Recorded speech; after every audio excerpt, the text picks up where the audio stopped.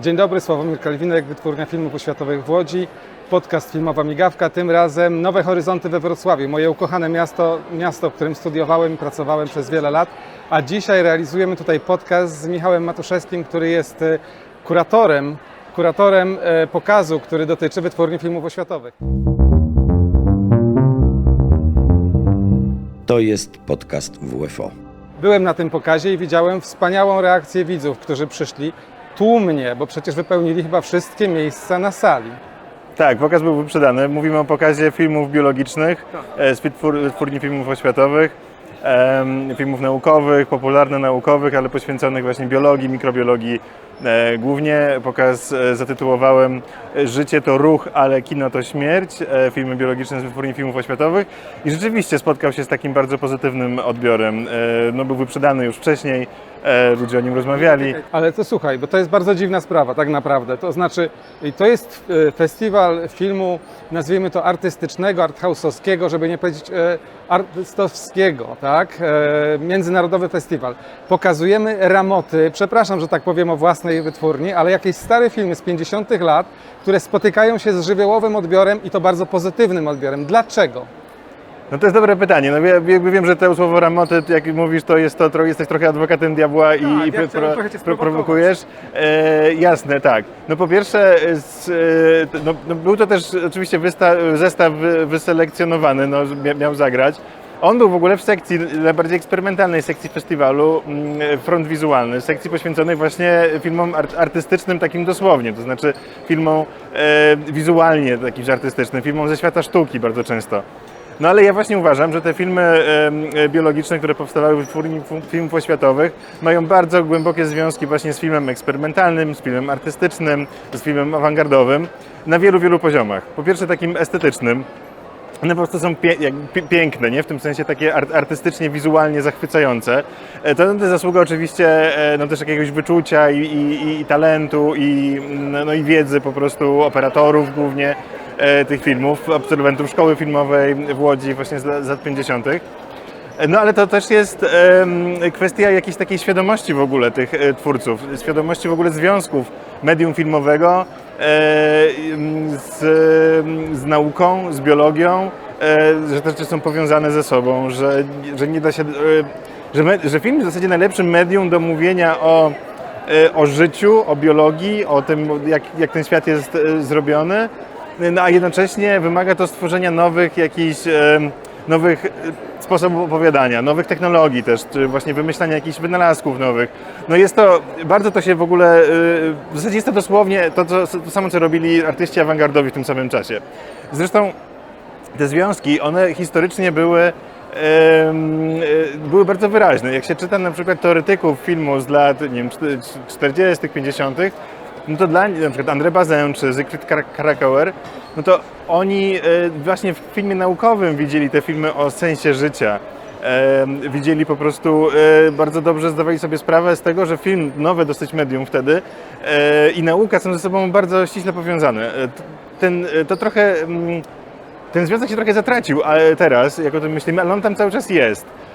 Więc myślę, że to też mogło zagrać. Trzecia sprawa to jest to, że te filmy, jeśli są starannie wyselekcjonowane, no to bardzo wielu te sprawy, które były i aktualne, ale trochę może inaczej w tamtych czasach, wracają jako aktualne w tych. No na przykład Niespodzianki, czyli film Aleksandry Jaskulskiej, 68 rok. Niespodzianki, czyli mikroorganizmy bardzo wytrzymałe, które można zasuszyć. Mogą się same zasuszyć i przetrwać w skrajnie niesprzyjających warunkach, nawet w przestrzeni kosmicznej. Bardzo piękny film po pierwsze, też znakomicie zrealizowany, znakomicie też tak artystycznie zrobiony, zachwycający wizualnie. No ale także, to nie jest wszystko, znaczy to ładne obrazki to jest nie wszystko. Na przykład Niespodzianki znowu wróciły do takiego imaginarium, można powiedzieć, antropocenu, czyli takiej zbliżającej się, czy w ogóle tej rozmowy o nadchodzącej potencjalnie katastrofie klimatycznej, o tym, że Ziemia zaraz spłonie i w zasadzie nasze życie tu się jakoś tam kończy. I Niespodzianki się stały takim symbolem właśnie tej nadchodzącej katastrofy, ale też takiej nadziei przetrwania. Wtedy, w latach 60., wiązano ich wytrzymałość z takimi fantazjami o podboju kosmosu, o takim rozwoju podboju. Natomiast teraz myślimy bardziej o niespolczakach jako o takiej nadziei na w ogóle przetrwanie życia na Ziemi. No ale one wróciły, nie? I to gdzieś, konteksty się trochę zmieniają, ale to gdzieś tam pracuje. Wiele czynników się na to składa, że te filmy jakoś zaskoczyły. Przecież nie tylko Niesporczaki były tutaj pokazane, były też inne filmy, które zahaczają również o to jak to nawet nazwałeś, uosobienie, prawda? Zwierząt, które pokazywane są w filmach dotyczących przyrody, ale w istocie opowiadają trochę o charakterze ludzi, no chociażby z filmu Modliszce, który też spotkał się z salwami śmiechu tutaj. Ja widziałem, że ludzie się doskonale bawili przy tym filmie. Tak, ale to nie są takie salwy śmiechu, jak można było się spodziewać, że jest to takie retro, że to jest vintage i że straciło trochę, że tak trąci trochę myszką. Ten komponent oczywiście jest, no bo gdy słyszymy trochę na przykład inną dykcję w polszczyźnie, no to tylnojęzykowe L, tak, no to czujemy, że to jest, ale to by nie wystarczyło. To znaczy też wybrałem tam filmy, które faktycznie i wtedy uchodziły za arcydzieła pod wieloma względami i to się broni, nie? To znaczy na przykład właśnie Modliszka, no ona od początku, od w ogóle wybrania pomysłu na sam film, po już jego scenariusz i całą realizację, no i jest bardzo właśnie w takiej logice sensacji, trzymania na wielu też poziomach to działa, nie? I takich odniesień do ludzkich spraw, tutaj właśnie kopulacji, nie wiem, męskie, żeńskie, jakaś taka przemoc. No gra to na jakichś takich oczywiście seksistowskich stereotypach, natomiast działa też na wielu poziomach. No więc wydaje mi się, że te salwy śmiechu, one były też przetykane takim realnym napięciem i oczekiwaniem i takim też przerażeniem. Ten film cały czas się broni jako taki film sensacyjny niemalże. Kto ogląda takie filmy? Bo ja myślę, że ten artystowski wymiar festiwalu akurat związany jest z tymi filmami, które niby dotyczą przyrody, nauki, takiej ścisłej nauki, prawda? Bo to jest to hard science. A z drugiej strony ja widzę tutaj artystów na widowni, którzy się bawią przy tych filmach. A dlaczego?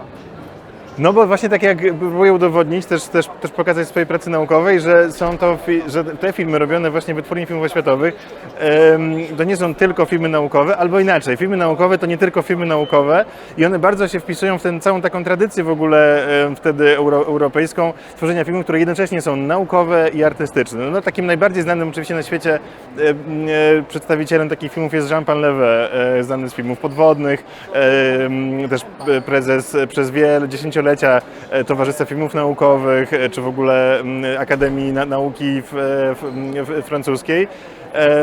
No i te filmy filmy Painlevé'ego pokazują właśnie te nierozerwalne związki. I są w ogóle związki też oczywiście twórców z wytwórni z Jeanem Painlevé i z całą tą siatką. Jean Painlevé bywał w Polsce, bywał w Łodzi, znał Karola Marczaka, też te filmy były doceniane. Karola Marczaka, czyli jednego z pionierów filmu przyrodniczego, również bohatera pokazu, który przygotowałeś. Tak, więc więc te związki, więc to są po prostu jednocześnie filmy naukowe i artystyczne. I to jest jedna część mojej odpowiedzi. Druga by była taka, że parę lat temu faktycznie dokonał się jakby można powiedzieć w humanistyce, w sztuce coś, co nazywamy zwrotem ku naturze. I tematy, nagle się zorientowaliśmy, że no też trochę w obliczu nadchodzącej katastrofy klimatycznej, czy jakiegoś takiego w ogóle pewnych kryzysów, że tak naprawdę no nie jesteśmy sami i że jak zapominamy o tym, że świat to nie tylko ludzie, no to źle skończyliśmy z tym, więc coraz bardziej się interesujemy właśnie tym, co jest nieludzkie, pozaludzkie, prawda? Czyli właśnie zwierzętami, ale też mikroorganizmem, ale też klimatem.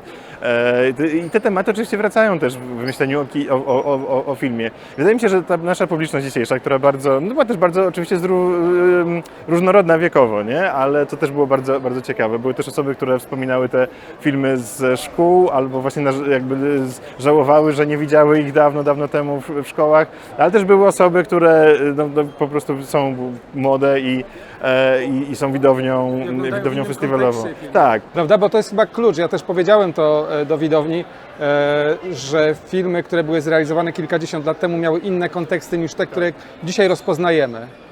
I te rzeczywiście konteksty się ze sobą spotkały. Pań, które pamiętały filmy ze szkół oraz tych osób, które no nie mogły tego robić, bo wówczas nie było ich na świecie. Tak, ale za to te osoby młode zakładam, że dla nich te konsekwencje tego zwrotu ku naturze są dosyć takie naturalne, naturalne, to gra słów, którą specjalnie stosuję, można powiedzieć takie przezroczyste. No, dla nich, oni wiedzą, że to jest istotne, więc te tematy trochę wracają, bo po prostu stają się bardzo aktualne. To jest też taka ogólna odpowiedź na to pytanie. A jak już jesteśmy przy klimacie, powiedz, jaki jest klimat tego festiwalu, bo ja tutaj jestem dosłownie przez kilka chwil. Ja wpadłem i od razu uciekam do Łodzi z powrotem. Dzisiaj przyjechałem, dzisiaj wyjeżdżam, a ty jesteś dłużej. Jak wygląda ten festiwal od środka? No wszyscy mówią, że ta edycja jest bardzo udana i jakoś takie pozytywne wrażenia ludzie sobie przekazują, też mam takie wrażenia. No w ogóle ten nasz zestaw, on bardzo się ciekawie łączy i mam nadzieję, że wielu osobom się połączy z innymi filmami, które pokazywaliśmy. No był taki film Ludzka hibernacja hiszpańskiej produkcji i w zasadzie bardzo wiele rzeczy tam pracuje. Widzimy tam i modliszkę, widzimy tam i te kwestie, tak, i widzimy tam różne rzeczy, które w wielu też innych filmach, no bo w zasadzie teraz jak się przejrzy ten, nawet tak losowo, prawda, jak człowiek chodzi na wiele filmów, to zainteresowanie naturą, przyrodą, filmowaniem jej, czy w ogóle refleksją na temat jej filmowania, ono już jest naturalne dosyć, więc nic dziwnego, że te filmy z lat 50., 60., wyjęte z tego kontekstu właśnie takiego oświatowej takiej ramoty, odżywają właśnie w tym kontekście artystycznym. On mi się wydaje naturalny teraz dla nich, no pewnie bardziej nawet niż kontekst nauki, prawda, no bo historia nauki się jakby no, idzie swoją drogą, znaczy rozwój. Prawda? Te filmy jako naukowe pewnie już są zdezaktualizowane, natomiast bardzo dobrze funkcjonują w takim kontekście artystycznym, który teraz wydaje mi się dla nich dużo lepszym kontekstem. Musimy chyba kończyć, bo wiem, że się śpieszysz. Idziesz na kolejny film, który za chwileczkę się zacznie. Jaki to będzie film? No, to jest film, widziałem dużo filmów takich właśnie biologicznych, ale teraz się wybieram na film Imperium Zmysłów, więc trochę z innego bardziej ludzkie imperium teraz. No ale widać, że ten festiwal też jest zróżnicowany, no i też jestem bardzo wdzięczny festiwalowi, jesteśmy, nie, że właśnie w takim kontekście, no i takiego właśnie art house'u, mainstreamowego art house'u i jakichś takich różnych poszukiwań też znalazło się miejsce na pokaz filmów archiwalnych, prawda, które właśnie okazało się, że bardzo dobrze funkcjonują jako filmy eksperymentalne. I awangardowe, bo można powiedzieć, że jesteśmy w szpicy awangardy, chociaż pokazujemy filmy z lat 50. ubiegłego wieku. No właśnie, więc to jest cały taki trik, który udało nam się tutaj zrobić i jakoś wydaje mi się, że to był to, można nazwać to, sądząc po reakcjach widowni, wydaje mi się, że to był też taki nasz mały sukces. Dziękuję Ci, Michale, jesteśmy na Nowych Horyzontach. Jest to podcast Wytwórni Filmów Oświatowych Filmowa Migawka. Zapraszam Państwa serdecznie na następne podcasty, następne festiwale i następne, no, mam nadzieję, bardzo ciekawe spotkania z filmem z Wytwórni Filmów Oświatowych w Łodzi. Do usłyszenia i do zobaczenia. To był podcast Filmowa Migawka.